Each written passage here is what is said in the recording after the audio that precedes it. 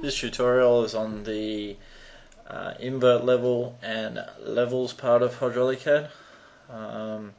Basically used for coordination and to put invert levels, work out soffit and ceiling heights on the drawings.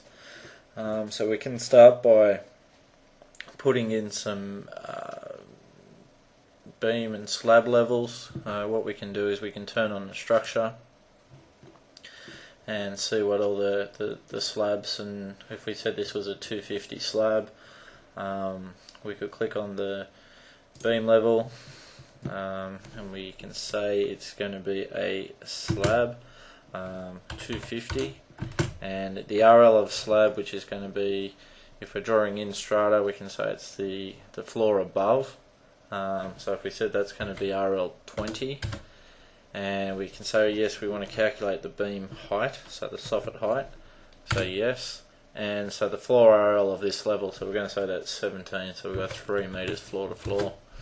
So we can put that in there, and we can see there we've got 2750 and we have a soffit RL. We can also put in a ceiling height, so we can click on the ceiling and we can say okay, yep, we're going to have a 2400 ceiling in this area. We can say yes, we want to calculate the ceiling RL, and so all we do there is we put in the floor RL, so that was 17, and we can say no to that, and that'll just give us a normal ceiling RL. What we can also do is we can say we want to put in a ceiling, and we're going to calculate the ceiling RL. It remembers all the last values, and the finished floor RL. We can calculate the ceiling space, so we can say yes. So the soffit RL above the ceiling is going to be this slab RL, so say 19.75. And do we want to calculate a lighting zone? So we can say yes, we want a 100mm lighting zone to keep out of.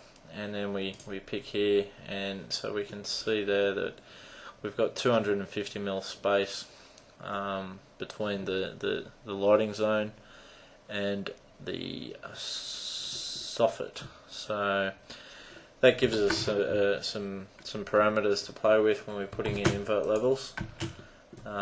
So the way we can run the invert levels is if we have, let's just say we have a plumbing stack, comes down here, and we've got some plumbing pipe, and we're going to come out here, run down here, and what we want to try and do is get all the way down the other end of the site, and try and get in one of these risers down here. So we can show a dropper down there and say, look, that's really the only way we can get down there. So what we want to do is we want to put a start invert level on. So we click on the start invert level, and we're going to do a finished floor level. So we're going to say what the invert level is and the finished floor level. So that's a F. We put in the pipe grade, so we're going to say yeah, it's 1.65. We're going to say it's 100 diameter pipe, and the support spacing between the top of the pipe and the slab RL is going to be 50mm, and then the soffit RL is going to be 19.75. The floor RL was 17, and then we put in our leader. So we say we want the end of the pipe to be there, and then we want the leader to land about here, and it puts in our leader, and then it says which direction do we want the leader to go towards. So it's going to say this way. So there we go, we can see that we've got an IL now and a pipe height. So from the finished floor level to the bottom of the pipe, we're 2600. So what we can do now is we can copy this around everywhere we want to put an invert level, just roughly for now.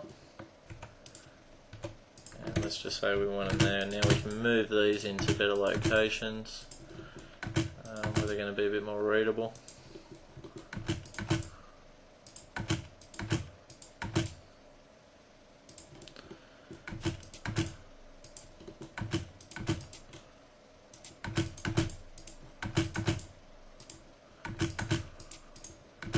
And now what we want to do, because all those invert levels are the same, we want to run a check on those and calculate them running down. So we can click on the check invert level, so we pick the invert and it knows the starting invert level and the grade and the pipe OD, and it just asks us whether we want to run it down or up, obviously running down. And so we can pick each point using F7. Endpoint doesn't seem to work, so we need to, or F1 endpoint doesn't work, so we click on there and it says next point, but we don't want to pick a next point, we want to check this invert. So we click enter, and now we want to select the block, and then it changes the invert level. So if we go through and do those all the way down, we can see how we go by the time we get to the bottom. It's obviously going to be quite low, but it's just an example. And if we wanted to, we could just run it all the way down the end and see what we are at the end. Whoa, 18.74. So you know, we can quickly put in some invert levels and see exactly how high or low we're going to be after we run the command. So it's a handy little tool.